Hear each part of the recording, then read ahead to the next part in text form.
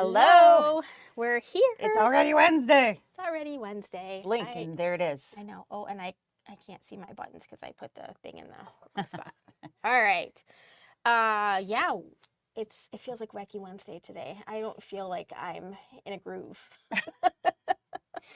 We were all over the place this morning talking about fabric and trying to make decisions without actually being able to see anything, and that's not an easy thing to do. No, but our Tula pink fabric. Tula pink fabric was delivered today. All gazillion bolts. It looks pretty. It's a nice color. It's very pretty. Yes. I'm a big fan of the basics collection. We were having that conversation this morning too. Yeah.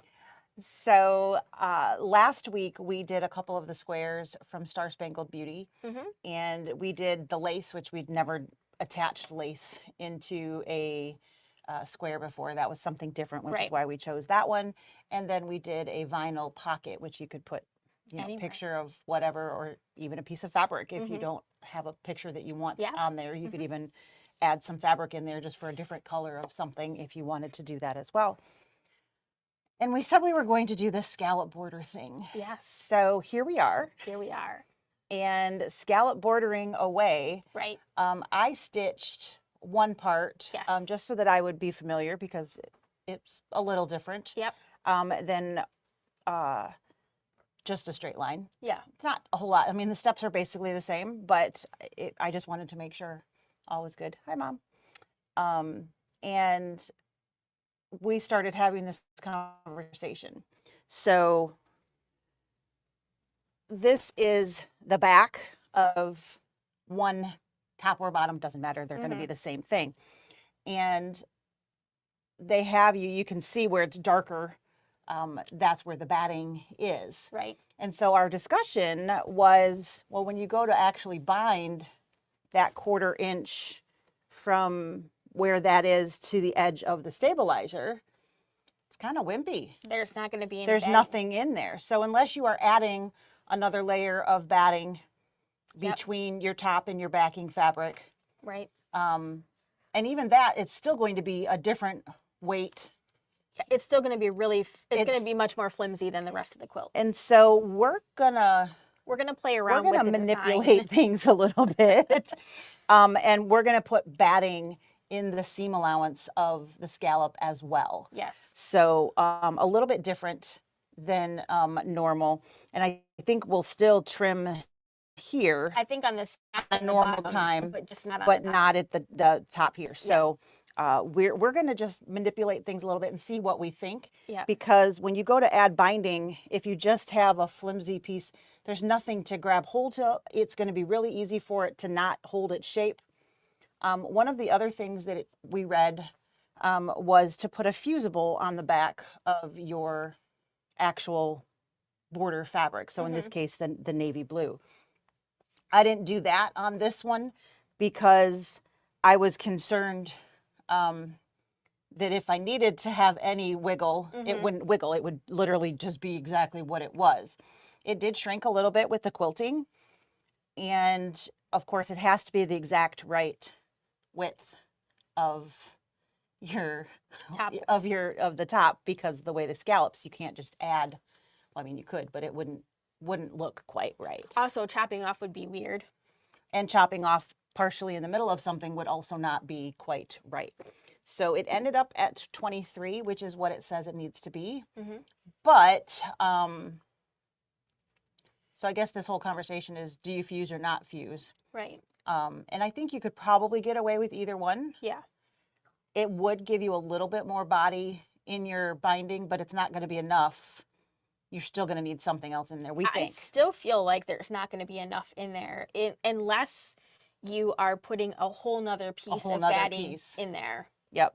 So, when you are doing binding in general, you need to have something worth its salt that you're wrapping the fabric around. Yeah. And this flimsy and plus curves, and there's nothing to hold it to give you your shape.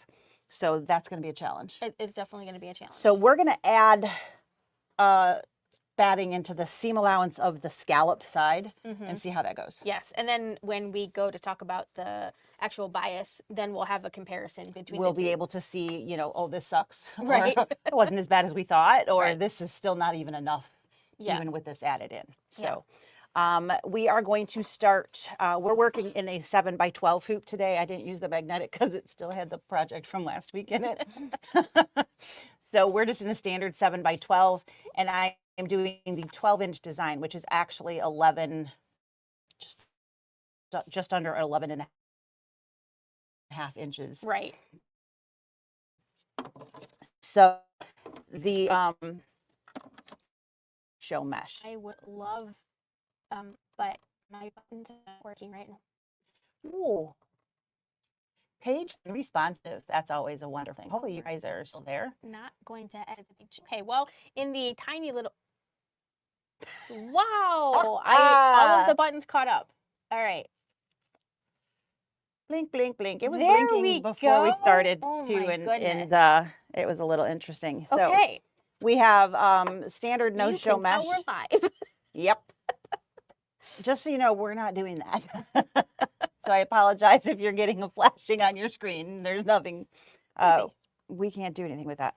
No mesh in a hoop, and I'm using the 12-inch design. If you have our quilting files, you have lots of options, very short. So no matter what hoop size you have, you can get what you need to get to the right length there with no problem. I have a standard embroidery bobbin in, and I am using, it's not quite navy. It's got just a hue of peacock blue to it. But that is my color. It's a Floriani color. I think that's a Floriani spool. It is.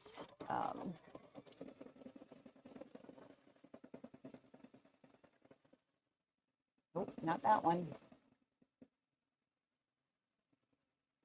I still can't read it.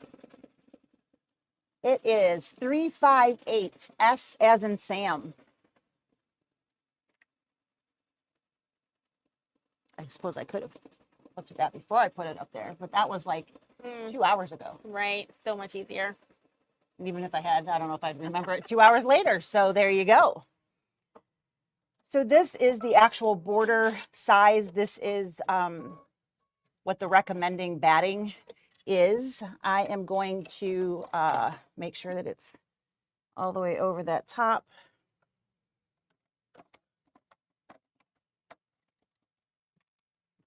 And I have a little over 4-inch wide and just a strip of batting here that's about 24 inches long. So I've got a little bit of wiggle.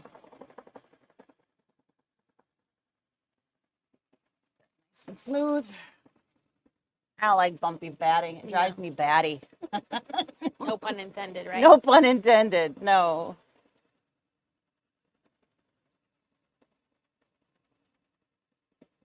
Oh, did you put that up far enough? Yeah.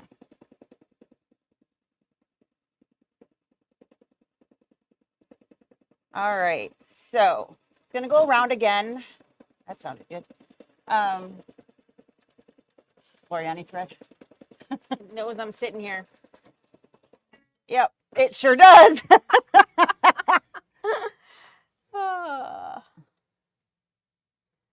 Got a little, probably need a new needle.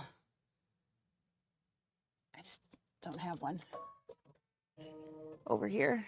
So there you go. All right, we're gonna just keep going here. Had a nice little fray happening there. So what we're gonna do is I'm gonna trim here right now, and then we're gonna jump stitches. Okay. You can probably trim the sides and the bottom. Just don't do the top.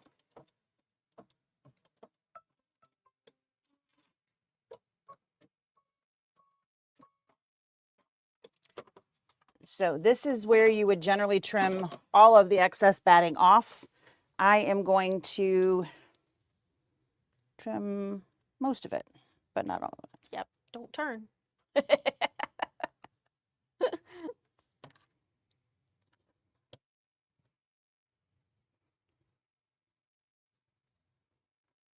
So because it's borders, there won't be any stitching above or below that line because you're supposed to bump one right up to the other. So I don't have to worry about, I'm going to leave that alone so the foot doesn't get caught on it. We'll see what happens. That's my attempt anyways. It'll probably, since I said that out loud, it'll probably still happen, right? Right. All right, so we need to jump ahead to this guy. And this would be tacking down our fabric if I had already put my fabric. Yep. So we'll do the stitch again in a few minutes, but it's going to give us the 1/4 inch over on this edge. And that's where we're going to put that batting in that seam. We're going to give it a go and see what happens. Yeah.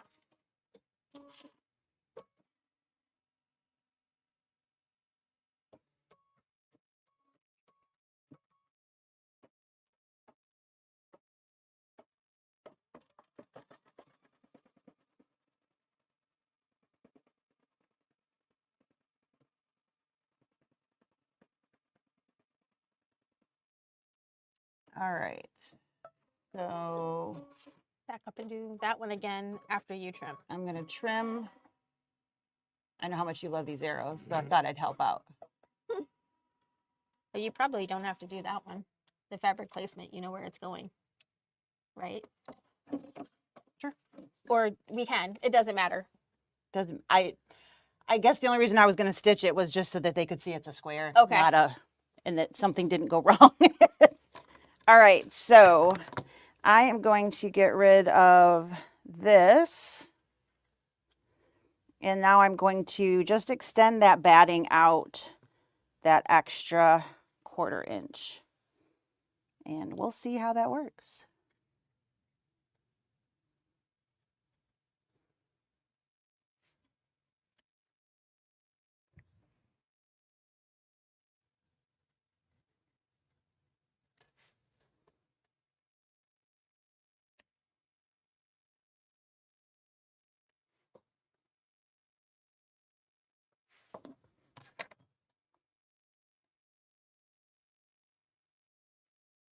All right. So this is the original batting cut line here, and we've just extended it out so that it'll be in the seam allowance of, we'll just stitch it.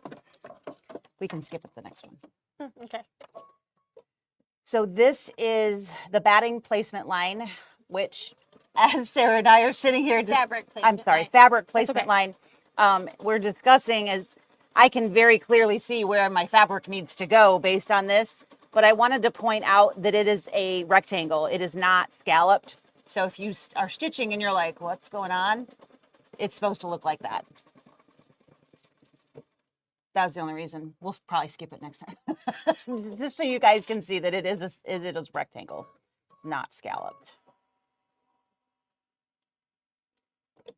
So I have a 23.5, which means I roughly need to have a 1/4 inch above my top line here. You do not want that to be oversized because it will, you'll run out of fabric on the other side if you put too large of a seam allowance here. Unless you cut a bigger piece. Unless you cut a bigger piece Yeah. to start with, which is absolutely fine. I didn't cut this, so I assume there's a little bit of extra available, but normally we would cut those a little bit longer and Yep. do this, but when we had our helper, we did not say to do that. no, we just said, here, cut this, and And they did? we all did our own things. Yes. So again, this is going to be just like the stitch we just did a minute ago, straight line here, scalloped edge over here. This is that fabric tack down.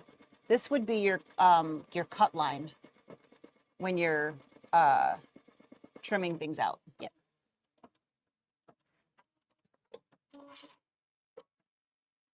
Did move the start stop from here to here. I remembered.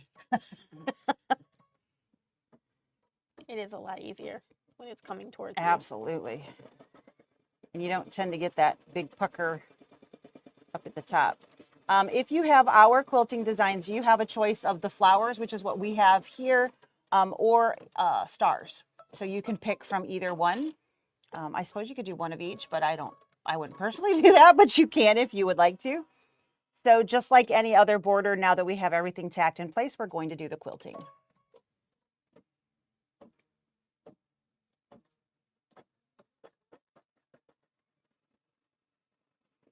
All right, it looks fuller. Mm-hmm.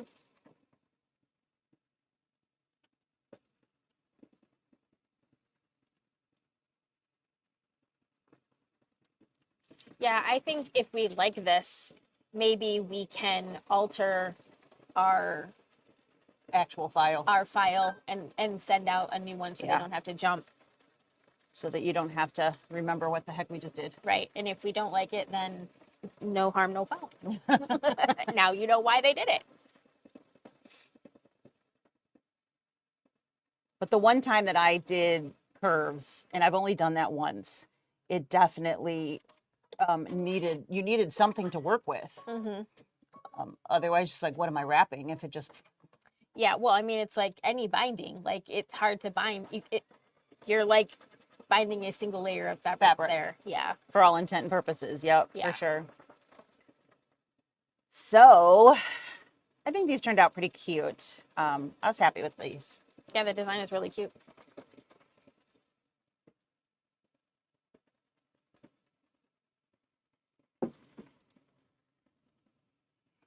I don't know. I have mixed feelings. Do I like stars better or do I like the flowers better? But there's a lot of flowered fabric. Mm-hmm. So, Mm-hmm. well, that was the direction I went.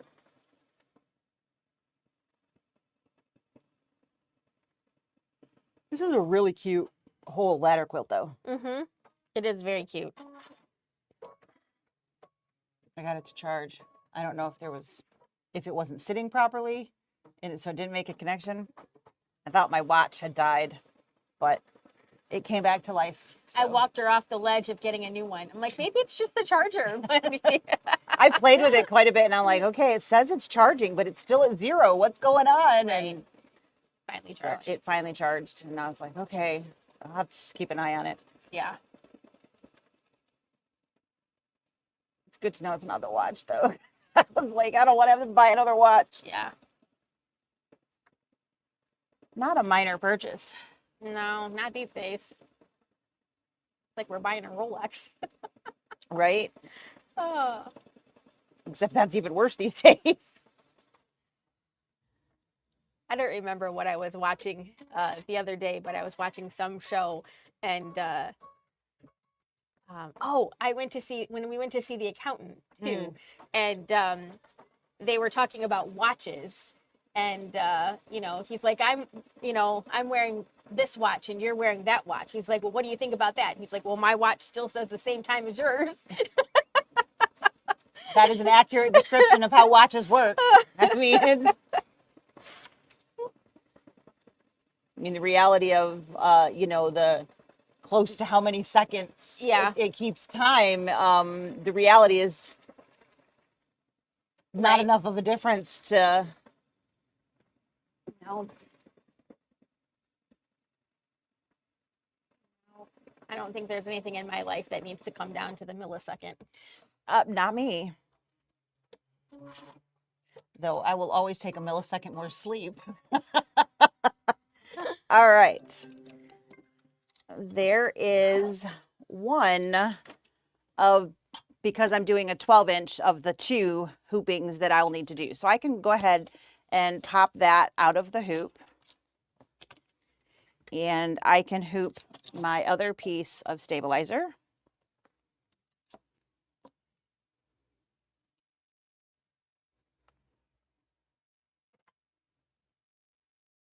All right, so no show mesh. Nice and simple. You okay? Yeah, I said no show mesh. Ah. And then we're just going to start the placement line because this will be the batting. We don't need that. Doesn't matter while she's doing what she's doing.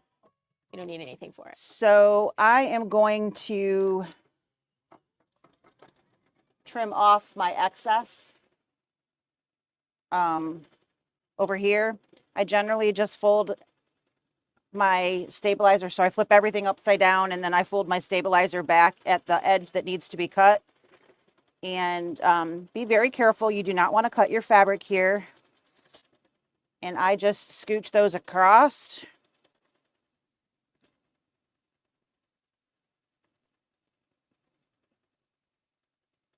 I like this better than the chopping because I tend to cut fabric on accident when I'm doing this. So if I just scooch, I tend to have less oopses. And it works pretty well.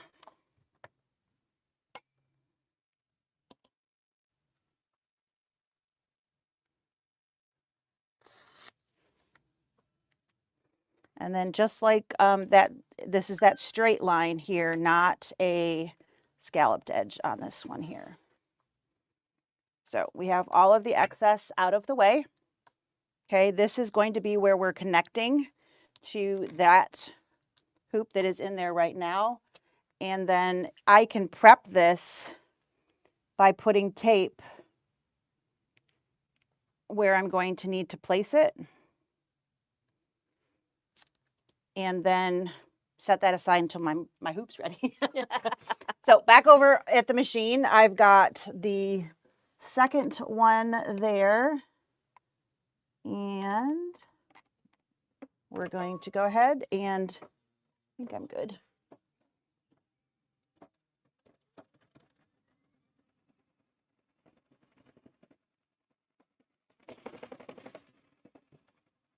Can't feel the stitch line, but I don't feel it outside the batting, so we're gonna fingers crossed that we're okay there. It's the problem of sometimes can't see back there, and sometimes you think you scooched things back far enough, but you didn't. I have unfortunately fell in that once or twice. Do you rub your straw in your hair too? Because that looks a little pink from here. No, it's just a pink straw. You guys want to hear a funny story? It is pretty funny. So Lisa and I have these pair eyewear glasses, and we have our little magnetic frames and things like that.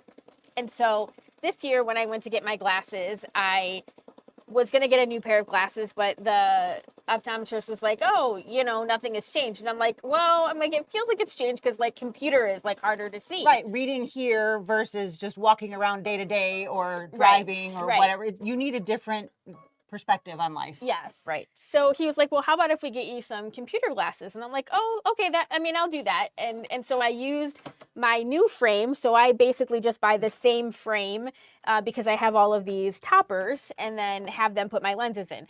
And so instead of using that for a new pair of regular glasses, I got a new pair of like work glasses that I use when I'm here. And I thought, oh, it'll be really easy to tell the difference because even though they're clear, the ones that I'm wearing, the tips are kind of pink, pinkish red. And the new ones were not like that. So I was like, oh, it's really easy. Well, last week I went to put on, I had both of the glasses sitting down on the counter, and I realized that the tips were pink on all of them now. And then it dawned on me that it's not pink. When I bought them, the tips weren't pink. They were probably clear. It's because of when I get my hair dyed, the red sort of, you know, and I get out of the shower and yeah, my hair is wet. And so sometimes that the little bit of dye. So I realized that my hair dye was making the tips of my glasses. And so it changed the new pair too. So it changed the new pair. And then I was like, and there's I don't have very much distance vision, or I have distance vision. I don't have very much prescription for my distance vision. So it's mostly just like middle and up close. And so like, I was like, oh God, what glasses do I have? So struggle is real. The struggle is real. I was like, well, next time I'll plan that better and I'll buy like the work glasses will be a different color frame and then I don't have to worry about that. Because they have different shades of clear. So the ones I just got are a light lilac. Yeah. So they're almost clear. They just have a tiny tint of purple to them. But yeah, all this time I thought that they just came with like a little tint in the and obviously I didn't remember that. Nada. All right, so we are going to do this. And then because I can see where to place everything, I don't need to stitch that placement line because basically the edges of everything we see here is exactly what the placement line is, which is what we were discussing last time. So if you stitch it, it will be a straight line here. I need that to cut my stabilizer. Okay. Yep, never mind. We're gonna stitch it because that is your cut line for your bringing it out of the hoop. So.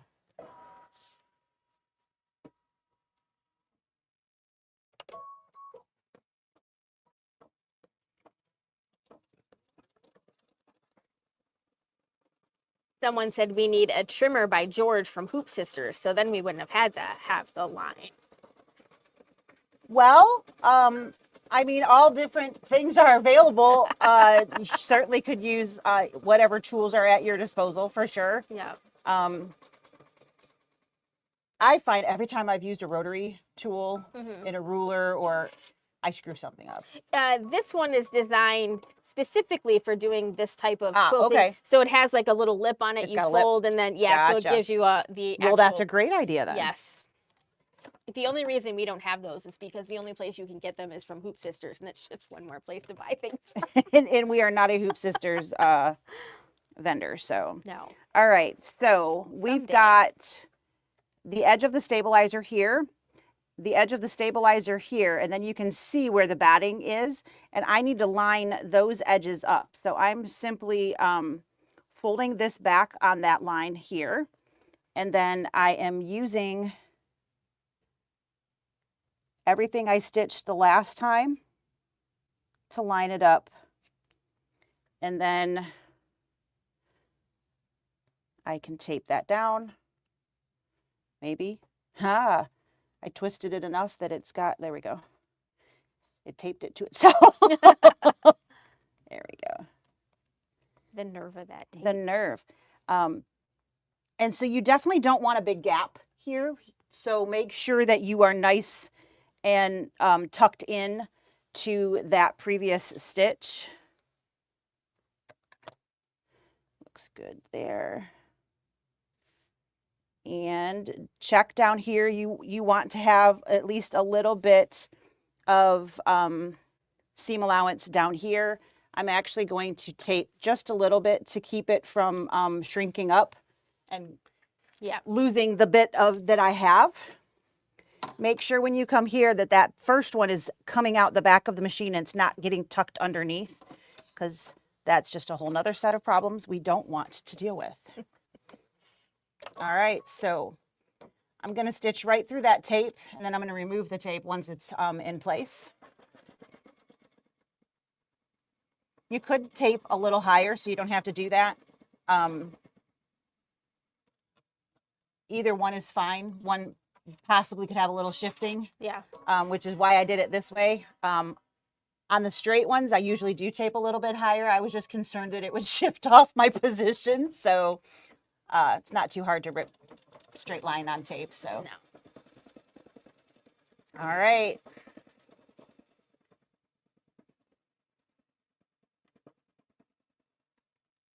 So there's that tack down, which we're repeating. Yep.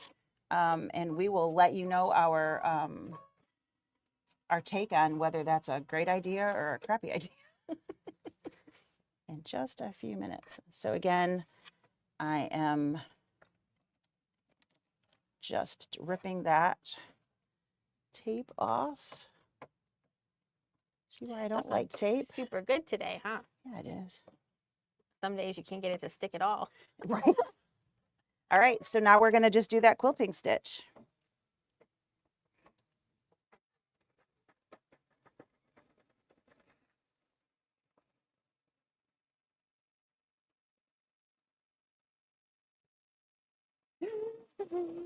So I can see where a fusible on the back would prevent any draw in, which may be helpful later on.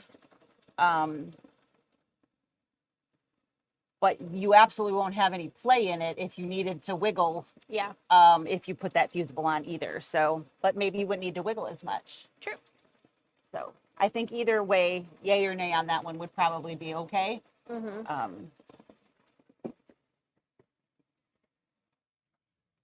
She said George is the way to go. Someone needs to tell Hoop Sisters to sell that to Checker or Brewer, so I don't have to tell Lisa to write one more check. We just added a few, so.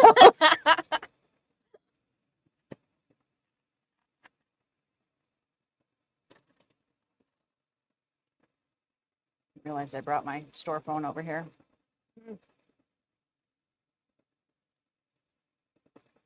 My phone did an update. Things are in different spots. It looks different. Sounds different.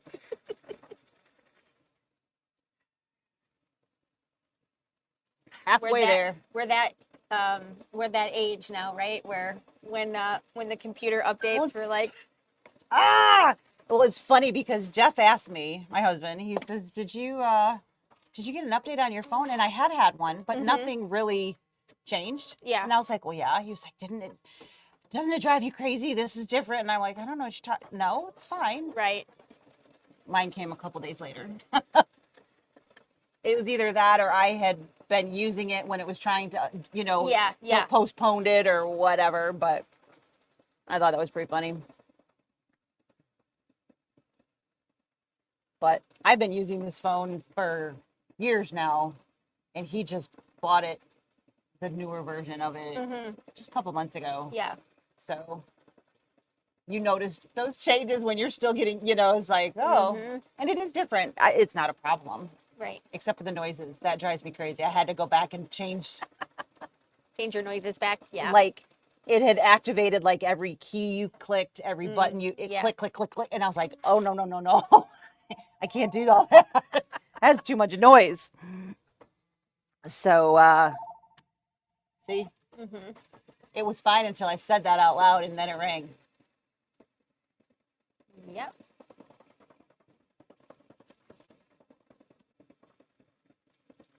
All right, so this is finishing up.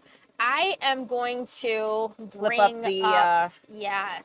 Yep, and I'll trim this as soon as it's finished. You keep going. Okay. Okay. So, today is all about scallop borders. I'm pretty sure if you've been watching us for a few minutes, you figured that out already. You might have already figured that out. So one of the things that we have to do once we have the borders created and we trim them up and we have scallops is because we are stitching on something round, we need bias. And when I say bias, and I say that to people, you either get it and you already know what it is, or you give me the look like I just spoke to you in a completely different language, or there's fear. So I like the pretend that they know what we're talking Yes. about. That one, that's always my favorite. So what is bias binding? Bias is meaning that we are at a 45-degree angle to the fabric's grain. And the reason we use that angle is because when we cut on the bias, this is the stretchy part of the fabric. So this is going to give us all of the stretch that we need in order to make that happen. This is directly from your Kimberbell resources guide. And let me just talk just for a brief second about the Kimberbell resource guide. So, sorry. I watched. How long did we look for that this morning? Longer than I should have. So I watched Kim's video. She did a little video a couple weeks ago about how she did scallops, and she kind of just skimmed through everything. But she plopped up this little thing, and she's like, "Oh, in your resources guide, there's a little diagram about how to cut bias." And I was like, "Great," because I was going to draw this today, so having this already done is perfect. So I open up my resource guide, and I'm like, "Yeah, I don't have those pages." Yep, mine didn't have them either. And so I was like, what are you going? And then I'm like looking at so I'm like, I Google it, right? And there's one on the Kimberbell website. And I was like, but it looks the same. And I'm like, well, I'm going to download it anyways. And what's the worst thing? It's free. So, it's just my time. And so I downloaded it, and there's like, I don't know, 59 pages in the new resource book. And the one that I had was like 52 or something. But there, right towards the end, is the bias information. So if you have an older resource thing and it's not in there, download the one from kimberbell.com. Just type in resources. It's right there. You'll find it. So bias. Bias is the diagonal angle, 45-degree angle from the straight of grain, or a grain, straight or width or length, whichever. And this little diagram here is a little diagram that literally walks you through step by step for folding it. You start with your fabric, and they have you cut the selvage edges off right away. That's not super important. So, you know, you don't really have to take the time to do that first, but it looks good on the tutorial. It does. It looks beautiful. Yep. And then you're going to fold the fabric. And then now they've got you putting fabric clips on the fold. And at first I was like, what are they doing? I think they're doing this to help you realize where the bias edge is. And so when you're flipping and moving the fabric around, You don't lose track of what you're actually trying to do here. exactly, because until you really have done it a few times, it does seem a little bit foreign. Which way did I fold that? Which way am I Exactly. supposed to fold that? Exactly. And I'm going to fold it for you on I have a little piece of fabric, so I'll slide over to the camera and I'll fold it live so that you can see it without the little tutorial here. But this is in the resource guide, so you can snap a picture with your phone if you want while you're watching this. And but this is basically just telling you step by step, you know, rotate your fabric, and then you're going to pull down the fold. You can fold up the fold. That part doesn't really matter. And then you're going to end up with basically this weird little thing that looks like an envelope that's not correct. And then you're going to start trimming strips off. And it's the trimming, it's the fold that gives us a straight edge. Otherwise, like, it's really hard to start doing things on a diagonal and be straight about it. So this gives us a straight line, and then it's going to cut these weird little strips that have all of these little weird triangle angles. This is where the clips are, that's the edge that you started with, because now you have 3 folded edges on this particular image. Yes. Which would be like, which one am I supposed to do? The clip would then tell you, oh, that's where I'm at. Yep, that's your edge. And again, if you're a beginner, that's probably not you don't need to put 8 of them on there. No, you could put one. Just one in the middle is fine. You know, but marking it, put a pin in it, do something so that you know this is where I'm going. So. And then this is just a little bit about bias tips and tricks. So when you're preparing your binding and you're doing this. Now, one of the things that I had never really thought about, because I don't starch my binding, is the recommendation to starch your binding when you're doing it on the bias. And the reason is because it does stiffen it up a little bit and helps you can really distort your bias binding. You can really tug and pull and twist and you definitely have steep curves in this. Yeah. So it's not a gentle, gradual curve. And so it's definitely easy that you could distort your fabric. So I did think that the putting a little bit of starch on it was a great idea. If you watch Kim's video, she is putting the starch on it like after she cut it. I would don't do that. Starch it first. Because as you've seen us do before, your fabric can shrink when you starch it. So if you had a 2.5-inch strip, and then you starch it, you may not end up with a 2.5-inch strip. Sometimes it just doesn't always shrink proportionately. Right. So I think that starching it is a great idea, but my recommendation would be to starch the chunk of fabric first, and then cut your strips. And then if you need to put a little bit on there, it should be shrunk enough that it won't do it again. Right, if you really distorted it while you were cutting it. So I did think that was a really great idea. Essentially what you're going to do is we're going to just kind of ease around the curves, and then we're going to pivot in the points and just kind of tug the fabric around. And then this was a really great tip at the end. You're going to just sort of make a little wedge. You're going to cut a little wedge corner outside of those so that when it flips around, there's a little less bulk in there. So those were a couple of really good tips. And again, this isn't anything that I created. This is all from kimberbell.com, and it's on that resource thing there. And so again, that's where you can find that. Should you shorten your stitch length to help achieve a nice curve? So there's pros and cons to doing that.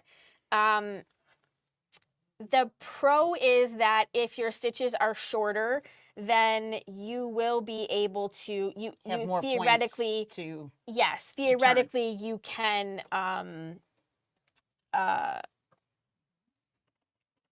what is the word I'm looking for? You have nicer curves. You have a sharp edge where you want it, maybe, Yes, versus jagged. being something a It's little off smoother. of. I think smooth is the word I'm looking for. The shorter your stitch length, the smoother your curve should come out without being more jagged. That being said, I probably would stitch with a 2.5. I don't know that I wouldn't go super small. And the reason that I wouldn't go super small, 2 reasons. One, because this is bias and everything is going to be a little bit stretchier and it's going to be really easy to distort things. And if I had to take this out, the smaller the the smaller my stitch, The harder it is to get all those stitches out. snip those stitches out. Yes. And especially when you're first learning this, Mhm. you are probably going to take out. A Nope, stitch or two. I don't Yeah. like how that went. Let's try it again. Yes. Nope, still don't like how that went. Yes. And so the tighter your stitches are, of course, the harder and more pain in the bum that tends to be. Yes. So. And the other thing that I would point out is that depending on your machine, the Brother machine that I'm going to stitch on here is pretty forgiving with multiple layers of fabric. It doesn't, I can lessen up my presser foot pressure enough that it doesn't really distort what I'm working on. But if you have a sewing machine and the only way you would ever attempt to put binding on something is using your walking foot, definitely use your walking foot for this. You will have to try to, it's a little clunkier to use something that big when you're starting and stopping, but definitely. But having your fabric move is very important. Yes, yes. You want to be able to move it, and you want to try not to completely distort everything, because again, when we have all of those curves, it's really easy to get things. To pull and to actually stretch too much, so Yes. that when you go to, it's especially if there's lines in the fabric. Yes. You can see, or your flower doesn't look like the right flower because you stretched it so much. It's Exactly.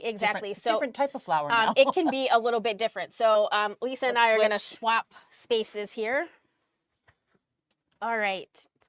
And What do you need? Go to this camera, and I'm going to show the folding part. Oh, that's not that one. Yeah. Hang on. This one? That one. The one next to it. That one. And then you can remove that. So this one. Yes. Oh, that works too. Okay. I'll keep going. You keep do your thing. I'll find it. So this is the template that you can use to line up the edge of your quilt. Sorry. Don't mind me. I can't see. That one. Nope. No, you can't. Well, we're going to go with that one for the moment. So you can use this to line up your scalloped edges, and help with your cutting if you need that. It'll help you draw the lines, like maybe you're not going to quilt in the hoop. Maybe you're going to do this later and you're just putting it together. Draw it and then draw it and cut it. So if you're going to use that template, you would need to remove the paper inside the scallops. Otherwise, you can't see it. Correct. Just FYI. Yes. Don't use it looking like that. Or trace this on like some template plastic or something like that so that you would be able to see it. So, but to create something that is biased. So I cut this piece just a little while ago, but this is batik fabric, and I just want to show you like how much stretch is here in this bias. So we've got all of this. And so if I don't put this on the bias edge, then I have like this much. And that's not really going to help us as we ease around. So okay. So I put a small piece of fabric underneath here so that you all could see it. Let me see if I can zoom out a little bit. There we go. So we're gonna just pretend that this is a large cutting mat. It's a large fabric, and you're working with it. So we would start with like our selvage edge. So here is my selvage edge. This is my selvage edge, right? And this becomes my width of fabric. Now this is my length of fabric. This is how much yardage I had cut. And the bias of this is basically this piece right here. So I've got some stretch this way. I've got very little stretch this way, but I have a lot of stretch this way. So that's the edge that we want to work from. And it doesn't really matter which way you start this, but essentially you're going to take one of your selvage edges and you are going to fold it. So we're going to fold this down towards the straight part of our length of fabric. So we're taking a selvage edge and we're folding it to a length. And so I'm going to fold that down. And so I've made this, kind of reminds me of when we were making like paper boats. Paper boats. Yep. We've got a sail going on Yep. here. Yep. So I've got this part here, and this is my stretch. So this is the edge that I'm going to want to start trimming on. I'm wondering if there's a clip over here anywhere. There's a giant binder clip. Binder clip. This will work so that you can see where the origami of this is going to go. Now, this, if I were to turn this, this is really awkward. It's too big to cut. So what I need to do is I need to make this smaller. So I can take this edge, again, this is the other selvage edge, and I can pull this up. And basically what I'm going to do is I'm going to take this edge and I'm going to fold it so that it's in line with this. So I'm folding this and it is staying in line with this piece here. So now that long edge is getting smaller. And I can keep folding these edges up as many times as I need to get this into a workable position because I'm keeping this straight. Now, what I typically do, this is not what I usually do. I just bring my fabric, I bring the fabric down towards me. Then I turn the fabric so that it's this direction, and I typically fold up from the bottom. And I would just fold up like so. And then I'm keeping this, and that's what I would do. And then I'm going to start cutting from here. And so now, if you are a right-handed cutter, the majority of your fabric needs to be on this side. So it's always this first edge that's hard to make the first cut. You can flip this around, and if you do it with your ruler on the fabric, you are much less likely to, the fabric won't really, yeah, it doesn't typically turn and get all monkey icky on you. Monkey icky. Monkey icky. Monkey icky. It doesn't monkey with you and it doesn't get icky. There you go. So you'll want to trim that edge piece off, and then you'll start cutting your strips. And you can cut your strips whatever size you want. I typically cut mine to be 2.5. If I'm doing bias, sometimes I want that to be a little bit smaller. So you might actually consider making that 2.25. But you could play around with this a little bit, especially if with this template, you could cut a little chunk of fabric with that and have that, sort of as a practice. And then you could decide what size you want it to be. The instructions, I believe, called for 2.5. So I will start with a 2.5-inch cut here. But you can see when I take this out, let's get that cut. Then you're going to end up with a couple different lengths of pieces. So I've got a little piece here and I've got a bigger piece here. Now you can start sewing these pieces together. If you were to put them like this, we would be able to sew, I would need to do them right sides together. So if I lined those two edges up like this, and then I put the fabrics like so, I could actually sew that seam, and then when I get that open, then I will have my bias strips, and that's how you get your length of pieces. Some people find this part hard, and if you are the type of person that finds that hard, you can just line your two straight edges up like so, and then sew these like you would normally sew binding strips together just on that diagonal seam, and then that will give you your same flip over that you would get if you sew the diagonal pieces. Right. So Just wasting a little bit more fabric. So yep. So it doesn't really matter which way you do that. Now there are a bunch of other continuous bias tutorials and things like that that you can play around with.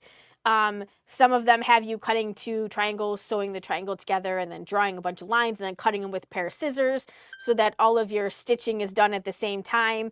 There's no right way or wrong way to do this, just whichever way you feel comfortable. This way is relatively quick, and it is, so that's the reason that I prefer that way, is just because it's quick and easy. So, I don't see any questions about folding nope, it. nothing's So, popped up yet.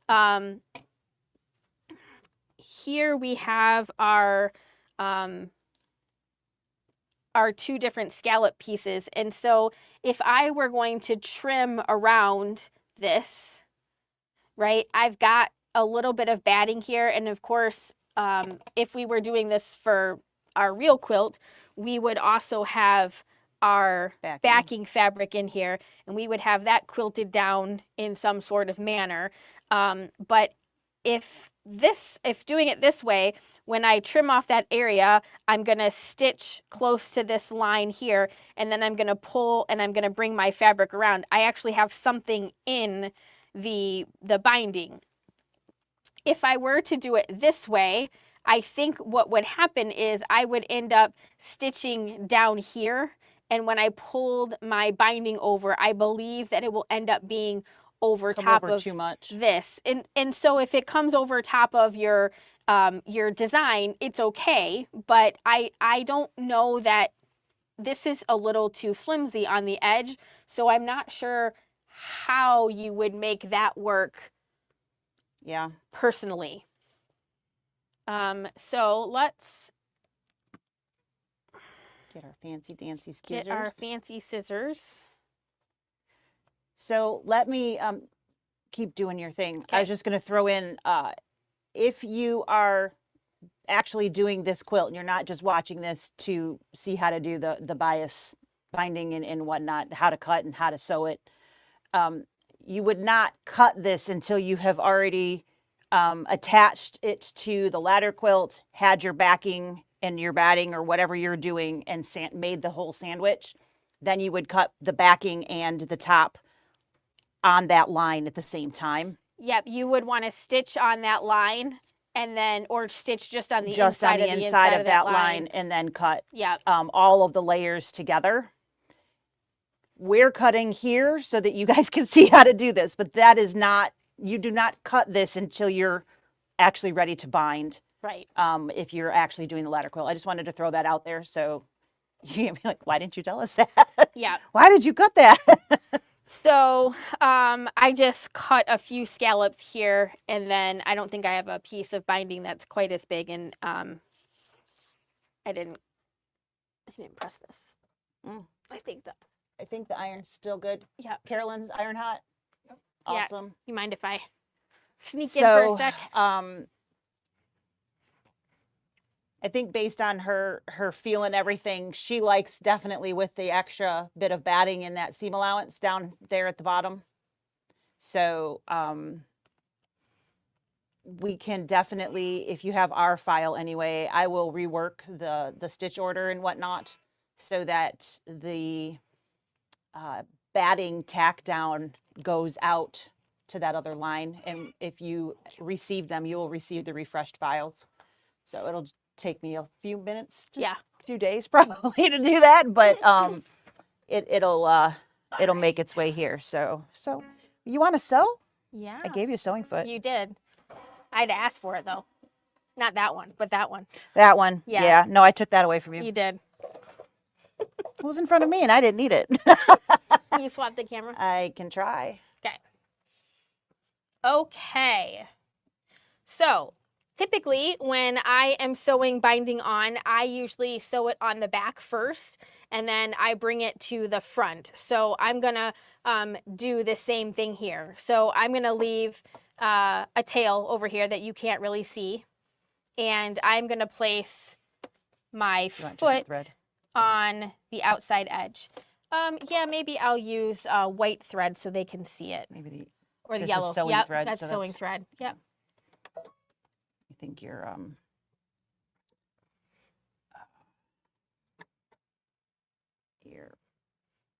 bobbin's probably okay. Yeah.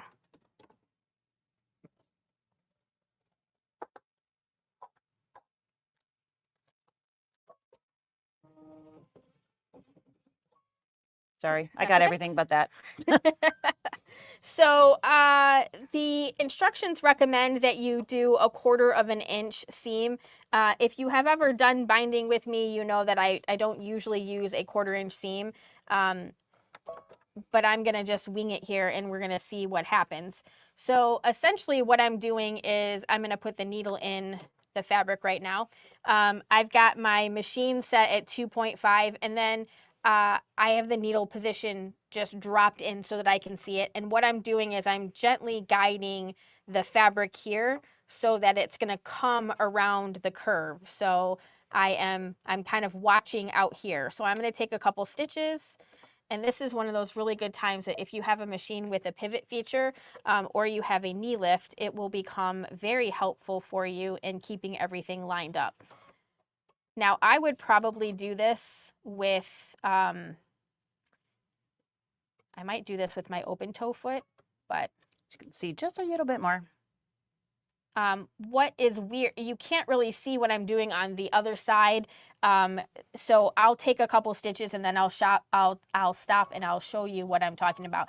As you're kind of pulling this around, it's hard to keep everything lined up because as I tug this, it wants to basically pull away from the edge of this. So it's going to seem like really, really weird. And you can't really pin in this type of project because you don't know what fabric is going to need to be where. Well, you don't really know how much you have to like pull on the fabric in order to get it where it needs to be. You need your strip to be able to be pulled and shifted to work around your curve. So if it's pinned down, that makes that very difficult. Yeah, so it has to be, I guess, more fluid.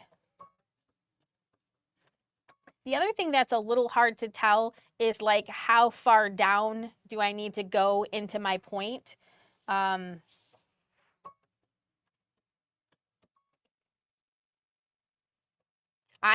can see on the side over here my line of stitching.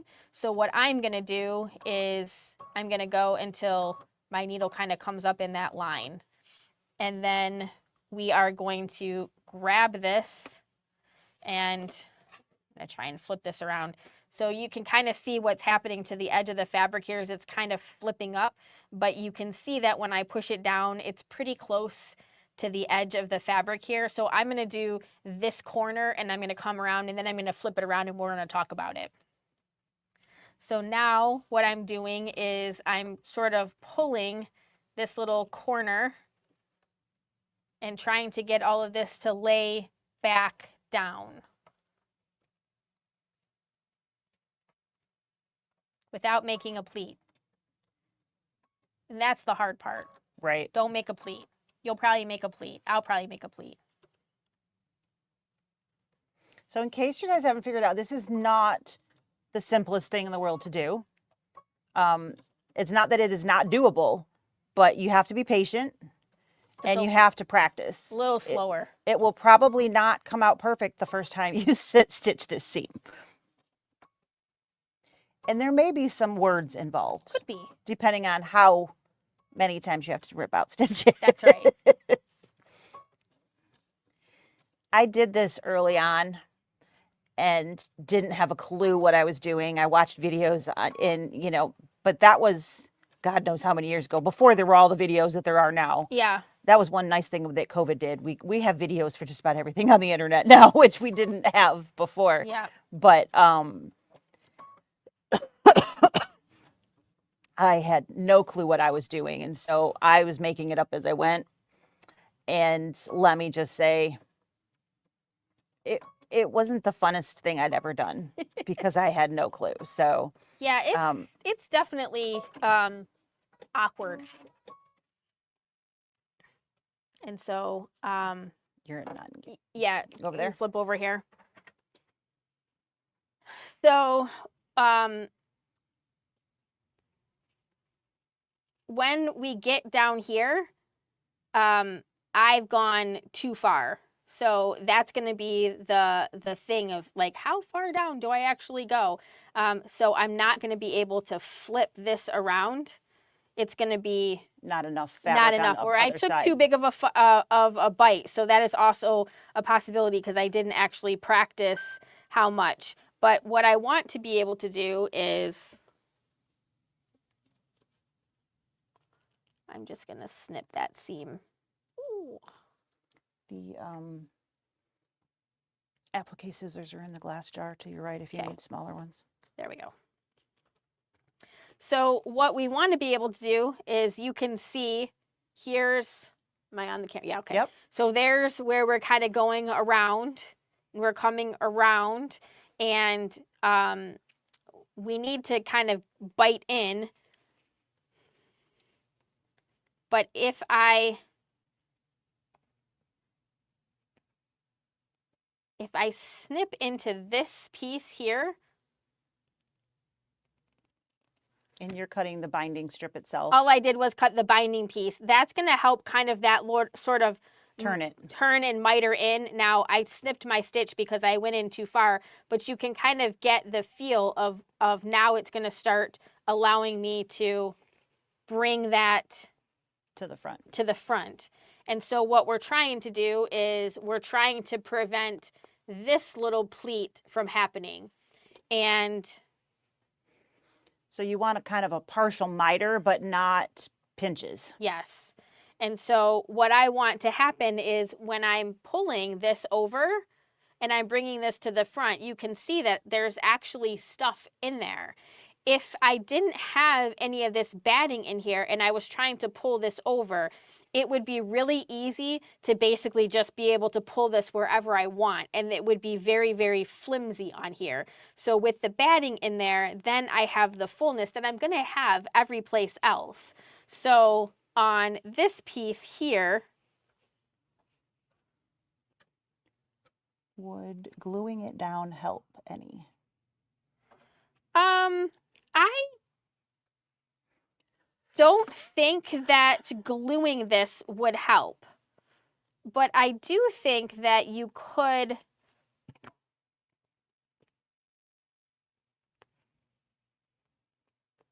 So we just need to get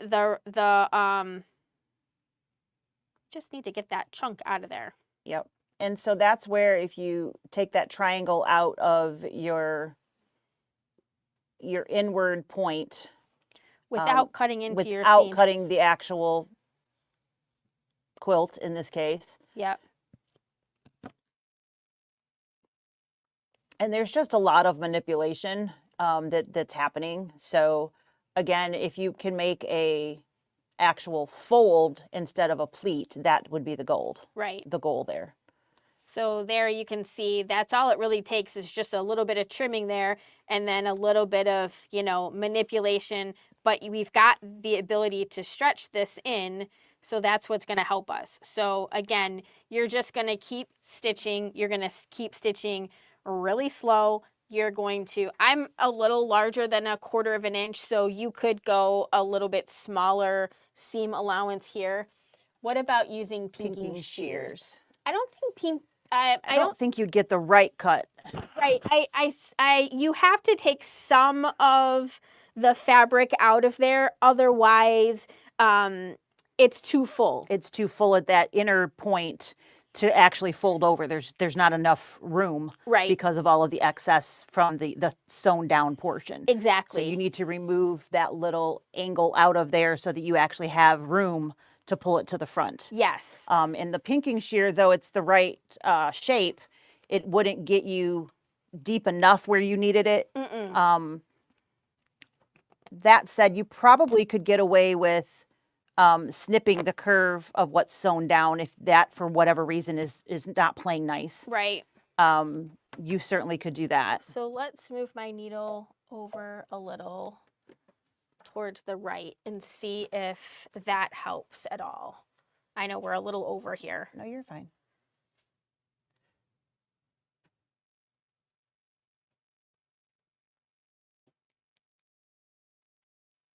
You change the... No.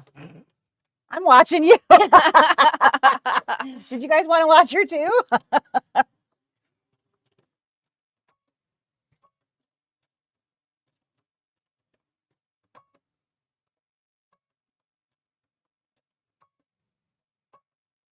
And like I said, what we really don't want to do is we don't want to... I suck at sewing curves. Well, when's the last time you did it? Been a while. Mine's been well over 20 years since I've done it. So I'm sure I couldn't do this much better or any better. So I'm gonna... You want to bite down to the point, but not... Yeah, I want to get to too the deep. point, and I need to make sure that my fabric is going with me. Right. Follow the curve as you're sewing that down into that point. Don't pull it around until you actually change direction. Yeah, and then... So if you had a stiletto, you could take that in there and kind of pop out that little bit of extra fabric too. And I'm not down far enough yet. I think I gotta go one more stitch.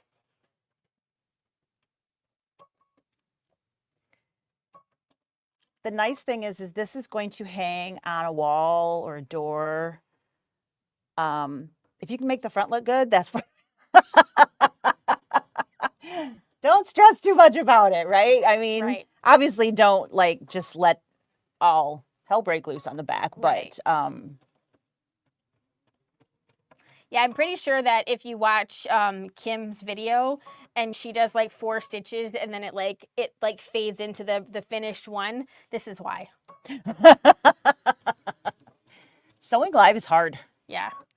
She was probably like, said too many bad words. Not that Had to cut that kind of thing out. Gotta cut it out, right?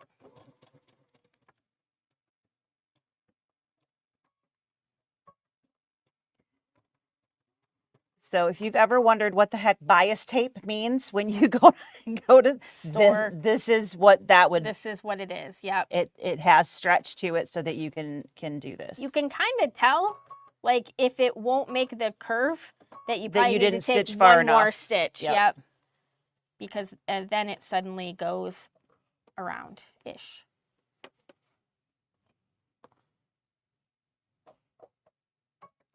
Don't eat. Okay, let's see. Okay, that's better. So there's a lot going on there, but I think now if I get rid of like that area right there, you can see that it should, you can kind of tell the area that you should get rid of, that one right there. Yep. So again, do that little triangle, snip out Mhm. in there, and then you have space to actually fold around. Yes. And then if you can half miter and have a nice fold on the front, Right. that would be the ideal. But you can see that will fold in Up a little more. a lot better. Yep. Look at that. Then we'll get our little thing. Yes. So just gentle, slow curves. Gentle and slow. That's the name of this game for Yes, sure. Yes. And then press. Pressing is going to be your friend for these pieces Yep. here. And if everything is getting really, really distorted here, spray it a little bit so that it all kind of shrinks back down Yep. to the way it is, because it might not seem like it, but we've got a little bit of stretch that we can do here, but we've got lots of stretch on this edge here. So you definitely want to pay attention to that. And you could do a little basting stitch around this edge, and then that would be better. Cindy's got a funny smiling face there. I think she's laughing at me. No. That's fair. That's right, fair. So I'm on the one that I thought that we would be on that show us, but maybe if I remove this one. That'll work. Maybe. Where are you? Yeah. I need to work this side more often. I'm like, what does this button do? So many buttons to choose from. So many buttons. Well, that's bias binding in a nutshell. It allows you to go around curves. Inside corners are harder than outside corners because you're trying to stretch and there's too much fabric for the space that you have allotted. Yes, there is more fabric than you need, and those are pretty. They're pretty steep, but they're pretty tiny scallops. Yeah. If you had like bigger scallops, or if it was opened more, right, it would be a little bit. It was a shorter, longer one. Then this would be this way instead of like this, yes. And that's where the complication comes in. It is a little bit harder. It is, for sure. Absolutely. Yes. Yeah, I was doing like wedding rings that were the rounded edges, mm-hmm. and when I came in and I was like, oh, how do you do that? Yeah. With hopes and prayers. Lots of tears, and I'm sure I stabbed myself with pins because I thought, well, maybe if I pin it, well, that didn't work. No, and, no, there's no amount. I didn't have a stiletto back then, so that would have been helpful probably. Would have been very helpful. Things, but yes, you wouldn't sew over your finger. So as you can see, time, slow and steady wins this race for sure. Yes. And just as a reminder again, don't cut anything until after it's all pieced together. Yes. Put it all together. And then do the whole thing. Or don't do the scallops and do a square. And there is straight edge. There it's the 2-inch instead of a 3-inch if you are just doing the straight edge, and there's no shame in that. Not at all. So if that's the direction you want to go, by all means, for sure there's that option. Yeah, you could do straight and then buy like some really cute scalloped ribbon and put that on the edge if you want. Absolutely, that would work. Totally work. And then you wouldn't have to say bad words. No bad words. Nope, not a one. All right, guys, thanks for hanging us. We'll see you next week. I don't know what we're going to do. We'll figure it out between now and then. Yes. It's a surprise for everybody. Have a good one. Bye-bye.